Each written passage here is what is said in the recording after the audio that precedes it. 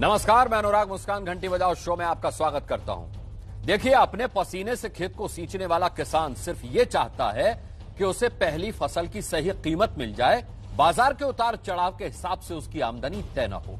इसी को ध्यान में रखते हुए 54 साल पहले देश में न्यूनतम समर्थन मूल्य यानी कि एमएसपी की व्यवस्था शुरू हुई। यानी एमएसपी एक तरह से किसानों का रक्षा कवच था, जिसे जरूरत पड़ने पर किसान इस्तेमाल कर सके। लेकिन अब वही एमएसपी हक की लड़ाई बन गई है। सवाल है कि जिस हक के लिए इतना हंगामा हो रहा है, उसके बारे में कितने किसानों को पता है और उस हक के नाम पर फायदा कौन उठा रहा है।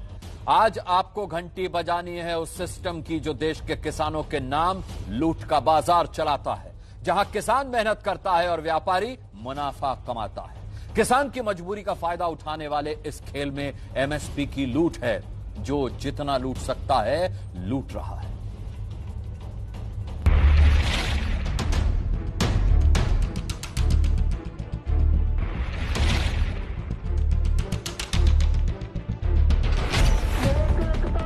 किसानों को एमएसपी का भाव नहीं मिलेगा और सरकार एमएसपी पे खरीद नहीं करेगी तो सरकार गरीबों को अनाज नहीं देगी।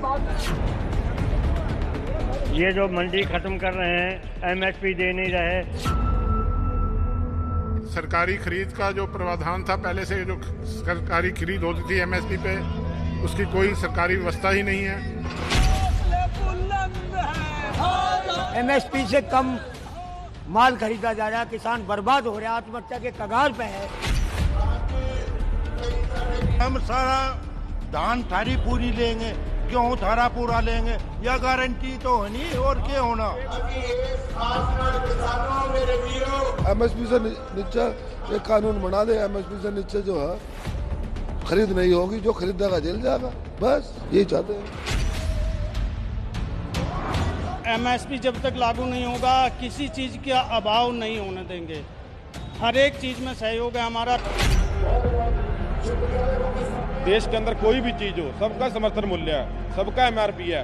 किसान की फसल का कोई एमआरपी नहीं है। हमारा एमएसपी देना पड़ेगा, समर्थन मूल्य हमारा देना पड़ेगा। एमएसपी से कम अगर कहीं माल कोई खरीदता हुआ पाया जाता है, उसे हम जेल भेजा जाएंगे।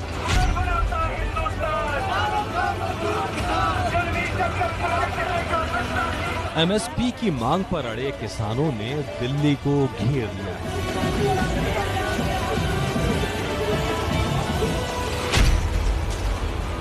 किसानों के हमदर्द होने का दिखावा करने वाले नेता भी एमएसपी पर हंगामा कर रहे हैं।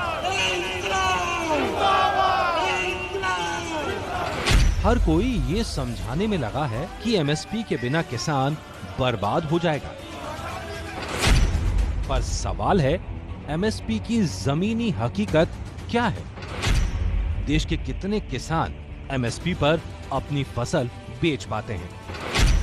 और आपके टैक्स के पैसे से दी जाने वाली एमएसपी किसकी जेब में जाती है? इन सवालों का जवाब जानने से पहले मिलिए यूपी के बाराबंकी में धान की खेती करने वाले सुशील से। इन्होंने इस बार करीब 40 क्विंटल धान उगाया। वो चाहते हैं उनका धान न्यूनतम समर्थन मूल्य में सरकारी मंडी में बिक जाए। लेकिन जब वो धान लेकर मंडी पहुंचे तो उनके साथ क्या हुआ, सुनिए। वहाँ हम गए तो हमारा माल लिया नहीं है। क्या बेचने गए थे? धान। कब? अभी जल्दी हमने वो रजिस्ट्रेशन करवाया। उसके बाद वहाँ हम ले गए, जमा किए और फिर हमने कहा नंबर का, बोले 15 तारीख के बाद। फिर 15 तारीख आगे फिर हमने वहाँ पर जानकारी लिया तो भी वहाँ बताया मानक अभी हमारे पास जगह नहीं है स्टॉक में। अच्छा, तो ये कह के मना कर दिया। तो क्या अभी रखा है आपने धान अपना? हमने रखा है। तो वो कहाँ बेचेंगे? अब वही देख रहे हैं, अगर वहाँ जाएगा तो वहाँ बेचेंगे, नहीं हम यहीं पे बाड़े पे बेच देंगे। मतलब सरकारी मंडी में आ रही मुश्किलों के कारण सुशील को अपना दाम सस्ते दाम पर व्यापारी को बेचना पड़ेगा। जाहिर सी बात है कि ऐसा करने के लिए सुशील को घाटा उठाना पड़ेगा, क्योंकि मंडी में उनका धान एमएसपी यानी 1868 रुपए प्रति क्विंटल के हिसाब से बिकता और व्यापारी वही धान 1100 रुपए प्रति क्विंटल में खरीदेगा। तो सुशील को इस सौदे में करीब 750 रुपए प्रति क्विंटल का घाटा उठाना पड़ेगा। लेकिन सुशील के इस घाटे पर मुनाफा कमाएगा वो व्यापारी जो उससे ये धान खरीदेगा। कैसे, ये जानने के लिए देखिए ये तस्वीरें।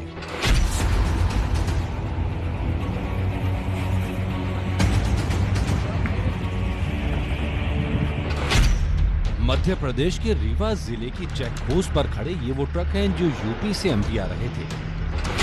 हनुमाना चेक पोस्ट पर तैनात पुलिस ने ट्रकों को रोका तो पता चला कि उनमें धान भरा हुआ है, यानी यूपी का धान रात के अंधेरे में मध्य प्रदेश में पहुंचाने की कोशिश की जा रही थी। सवाल है, ऐसा करने का मकसद क्या है? क्योंकि मध्य प्रदेश में समर्थन मूल्य पर धान खरीदी जा रही है, इसलिए इसी बीच प्रबल आशंका रहती है कि कोई भी व्यापारी उत्तर प्रदेश से सस्ते रेट में धान खरीद करके मध्य प्रदेश में कहीं सप्लाई कर सकते हैं। तो उसकी तस्दीक और उसकी जांच के लिए यहाँ कलेक्टर साहब के निर्देशानुसार, एसपी साहब के निर्देशानुसार चेक पोस्ट में चेकिंग लगी हुई है। तो 3 ट्रक के दस्तावेज चेक किए गए। मध्य प्रदेश के रीवा जिले की सीमा यूपी और बिहार को छूती है। दोनों ही राज्यों से यहाँ ट्रक आते जाते रहते हैं और इन्हीं ट्रकों में धान की कालाबाजारी हो रही है। हम इसे कालाबाजारी इसलिए कह रहे हैं क्योंकि ट्रकों में भरा धान ये कहकर लाया जाता है कि उसे मिलिंग के लिए कटनी और बालाघाट भेजा जा रहा है, पर हकीकत ये है कि इसकी आड़ में व्यापारी यूपी बिहार के धान को एमएसपी यानी न्यूनतम समर्थन मूल्य में मध्य प्रदेश में बेचने का धंधा करते हैं। एमपी पुलिस को इसकी भनक लगी तो उसने चेकिंग बढ़ा दी। नतीजा ये हुआ कि अलग अलग जगहों पर धान के 1,500 से भी ज्यादा बोरे पकड़े गए। यूपी का व्यापारी है, उनके खिलाफ हमने एफआईआर भी दर्ज किए हैं और लोकल की एक पूर्व समिति का कोई ऑपरेटर है, उनके खिलाफ भी हमने एफआईआर दर्ज किए हैं। उसके बाद अभी फिलहाल 14 चेक पोस्ट हैं हम लोगों ने इस्टेब्लिश किए हैं। उसमें राजस्व, पुलिस की अमला को तैनात किया है। वो 24/7 आवर्स वो सारे चेक पोस्ट चालू है। उसके अलावा एक डिस्ट्रिक्ट लेवल का और सब डिविजनल लेवल पे एक टास्क फोर्स भी बनी हुई है, वो लोग लगातार निरीक्षण करते हैं। रीवा से आगे चलकर कटनी और जबलपुर जिला आता है। यूपी से आने वाले धान के लदे ट्रक यहाँ भी पकड़े जा रहे हैं। जबलपुर के मझौली जिले में एक अनाज व्यापारी के गोदाम पर छापा मारा गया तो 2100 बोरे धान बरामद हुआ। ये वो धान है जिसे किसानों से औने पौने दाम पर खरीदा गया। अब इसे एमपी की मंडी में समर्थन मूल्य पर बेचने की योजना थी। पनागर में भी ऐसी 1200 धान की बोरियां पकड़ी गईं, जिनका व्यापारी के पास कोई हिसाब नहीं था। जबलपुर में अब तक ऐसा 17,000 क्विंटल धान जब्त किया जा चुका है, जिसका व्यापारियों के पास कोई हिसाब नहीं था। किसानों की आड़ में यदि कोई व्यक्ति या व्यापारी या कोई अन्य व्यक्ति अमानक प्रकृति का धान यदि मार्केट में लाकर या सोसाइटी में लाकर उसको बेचने की कोशिश करेगा, उसके विरुद्ध हम सख्त से सख्त कार्रवाई करेंगे, चाहे वो कोई भी व्यक्ति हो। जबलपुर में धान खरीदी के लिए 110 केंद्र बनाए गए हैं, जिनमें करीब 43,000 से ज्यादा किसानों से धान खरीदी जानी है। लेकिन व्यापारियों की सांठगांठ से इन्हीं केंद्रों में वो धान भी बेची जाएगी जो यूपी और बिहार से सस्ते दामों पर खरीदी गई। जबलपुर से 35 किलोमीटर दूर कंजई चेक पोस्ट पर भी यूपी से लाए जा रहे धान के ट्रक पकड़े गए। इन्हें भी बालाघाट की राइस मिलों में प्रोसेस करने के नाम पर लाया जा रहा था, पर असली मकसद समर्थन मूल्य में बेचना था। अब एमएसपी के नाम पर मुनाफे के इस धंधे की गणित को समझिए। धान का न्यूनतम समर्थन मूल्य एमएसपी 1,868 रुपए प्रति क्विंटल है, लेकिन यूपी में व्यापारी इसे 1,100 रुपए प्रति क्विंटल में खरीदते हैं। करीब 200 रुपए का भाड़ा लगाकर व्यापारी को ये धान 1,300 रुपए प्रति क्विंटल का पड़ता है। फिर उसे 1,868 रुपए के समर्थन मूल्य पर बेचा जाता है, तो व्यापारी को प्रति क्विंटल 500 रुपए का फायदा होता है। कल रात को 175 गाड़ियां जो गोंदिया की गाड़ियां थी, उसकी बिल्टीज को चेक किया गया। उसमें से अधिकांश ओनर्स को भी बुलाया गया था द्वारा तहसील में। लास्ट 3-4 डेज से काम चल रहा था, उनसे भी वो कमिटमेंट लिया गया है कि ये गाड़ियाँ वहीं जा रही हैं। कल रात को लगभग 10 बजे से लेके अर्ली मॉर्निंग 4 बजे तक ये सारी 175 गाड़ियों को हमने कंजे चेक पोस्ट से होते हुए ये रजेगांव चेक पोस्ट के बाहर कर दिया गया है। तो कोई भी गाड़ियाँ अभी इनकी गाड़ियाँ अभी अंदर नहीं आई हैं। इसी फायदे के लिए मध्य प्रदेश के बालाघाट में धान से भरे ट्रकों की लाइन लगी है। अगर प्रशासन सख्ती नहीं करता तो ये ट्रक सीधे व्यापारियों के पास पहुंचते। व्यापारी इस पर मुनाफा कमाने की तैयारी पहले से ही कर लेते हैं। नियम के मुताबिक एमएसपी खरीद से पहले किसानों का रजिस्ट्रेशन होता है। इसके लिए व्यापारी पहले से ही बोगस रजिस्ट्रेशन करवा लेते हैं। फिर उसी बोगस रजिस्ट्रेशन में यूपी से सस्ते में लाया गया धान बेच दिया जाता है। प्रशासन से लेकर सरकार तक को व्यापारियों के इस खेल की खबर है। बहुत सारे ट्रक पकड़े गए हैं धान के, जो उत्तर प्रदेश से लाके बालाघाट में समर्थन मूल्य में बेचने जा रहे थे। नहीं, वो कुछ बदमाशी करते हैं कैसे पटवारियों से, और अधिकारी मिली भगत करके किसान के नाम पे। देखो, जिस किसान की मध्य प्रदेश में जमीन है उसी का पंजीयन होगा पटवारी हल्के के अनुसार। मान लो मैं किसान हूँ और मैंने अगर चना बोया 10 हेक्टर में तो 10 हेक्टर का होगा। लेकिन कोई किसान जो सीमा आगे बढ़ती है, ये क्या करते हैं कि पंजीयन फर्जी करवा लेते हैं, बोते हैं गेहूँ, लिखा लेते हैं धान, है ना, और फिर बाहर से खरीद के और फिर बेचते हैं, और वो बीच में कमाते व्यापारी, बिचौलिए और अधिकारी।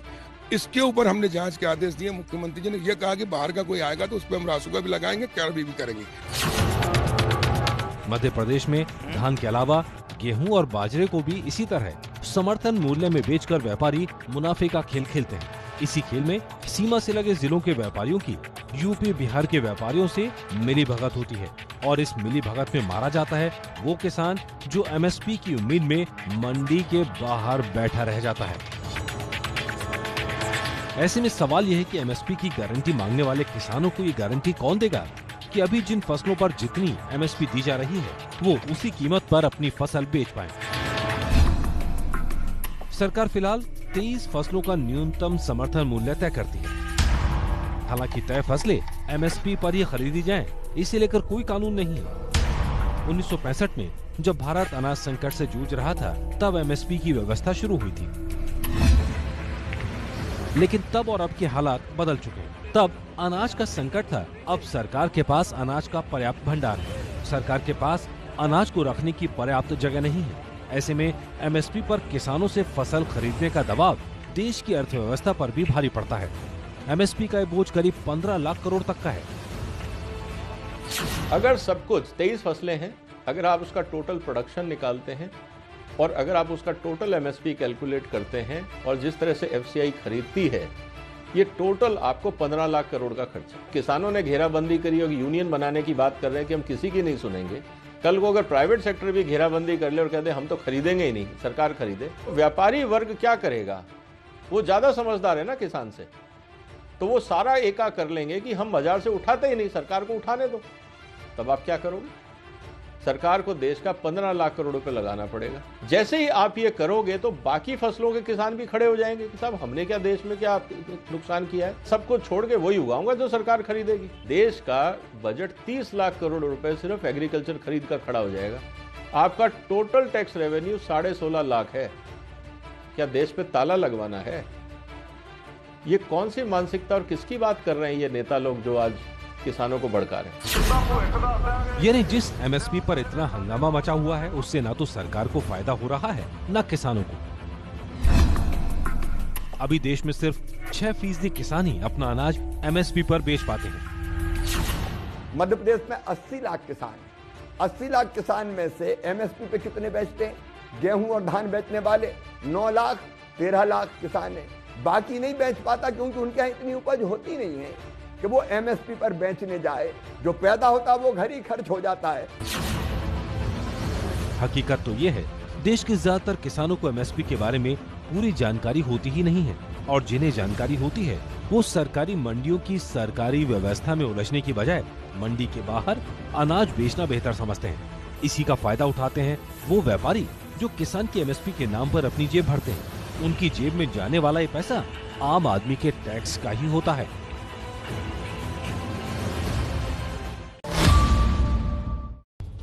अब नींद में सोए सिस्टम की आंखें खोलने वाली एक कहानी आपको दिखाते हैं। यह रिपोर्ट देखिए और बदलाव के लिए जोरदार घंटी बजाइए। एक तालाब, एक गांव और कुछ चेहरे, इन तस्वीरों के बीच का रिश्ता जो आपको कोरे आश्वासन की गोली खिलाकर खुद बरसों नींद में सोने वाले बेपरवाह सिस्टम का सच बताएगा। ये तस्वीर बताएगी कि पानी के लिए तरसाने वाले सिस्टम के भरोसे न बैठकर आत्मनिर्भरता का फावड़ा चलाने से कैसे गांव की पूरी तस्वीर बदल सकती है। फावड़ा चलाकर तालाब के किनारे जमी गाद हटाकर पानी में पैदा हुई झाड़ियों को निकालकर इंदौर में देपालपुर के बुढ़ानिया गांव के लोगों ने सिस्टम को आत्मनिर्भरता का सबक सिखाया और कैसे 2500 लोगों की जिंदगी को जन्नत बना दिया वो आपको बताएंगे। लेकिन सबसे पहले इस तालाब में बहते पानी की कहानी जान लीजिए। जैसा तालाब ये आज दिख रहा है, ऐसे पहले नहीं था। 6 फीट गहरा यह तालाब अब करीब 14 फीट गहरा हो चुका है। मगर कैसे, ये बताते इस गांव में रहने वाले कमल सिंह परिहार। पानी की कमी हुई और उसके बाद मवेशियों को पीने के लिए परेशानी आ रही थी। उससे प्रेरणा मिली कि अपन पूरे गांव वाले इकट्ठे हों और श्रमदान करके तालाब का घेरीकरण करके वाटर लेवल बढ़ाया जाए और गांव की सब मवेशी और अपनों सभी परेशानी दूर हो जाएगी। गांव वालों ने मिलकर श्रमदान किया, इसकी गाद, मिट्टी और झाड़ी वाड़ी निकाली, उससे वाटर लेवल बढ़ा है। पानी की किल्लत से निपटने के लिए गांव के लोगों के दृढ़ संकल्प का ही नतीजा है कि लगभग 50 एकड़ में फैले इस तालाब में गर्मी के दिनों में पानी का संकट अक्सर बढ़ जाता था। तालाब गहरा न होने से सिर्फ गांव में ही 750 हेक्टेयर में फैले खेतों की सिंचाई के लिए साल भर रहने वाली पानी की किल्लत दूर हुई, बल्कि उपज भी बढ़ी। मवेशियों और खुद के लिए पीने के पानी का भी बंदोबस्त गाँव वालों ने इस तालाब के जरिए खुद किया। पास के ट्यूबवेल चलने लगे, खेतों को पानी मिलने लगा है और मवेशियों को भी पानी मिलने लगा है। इससे ये फायदा हुआ है किसानों को। खेती पर असर पड़ा सर, पैदावार थोड़ी बढ़ी है हमारी। श्रमदान और मजबूत इच्छा शक्ति की बदौलत गांव के लोगों ने अपनी तकदीर बदली। तो शासन प्रशासन ने इतने सालों तक क्या किया? शिकायत तो की थी, जनपद पंचायत, कलेक्टर सब दूर की थी, पर सुनवाई नहीं होने के कारण फिर गाँव वालों ने मिलके सभी ने ये समाधान किया। सरपंच जी के बोलते हैं हाँ करेंगे, हाँ करेंगे करेंगे, सब ऐसे ही करते हैं, बोलते रहते हैं करीब। सिस्टम पर भरोसा तो सोनगिर गांव के लोगों को आज भी नहीं है। इसीलिए जब भी मौका मिलता है, इंदौर के इस गांव की 2500 की आबादी तालाब की देखरेख खुद करती है। गहरीकरण अच्छा है, हमारा तालाब बड़ा है। जब भी हमको समय मिलता है हम पावड़ा और गेती लेके आ जाते हैं और हम उसको गहरीकरण में लग जाते हैं। आसपास जो खंती है उसको सही साट कर देते हैं, मिट्टी निकाल देते हैं इसकी। मगर इस गांव में पानी के अलावा और भी कई समस्याएं हैं।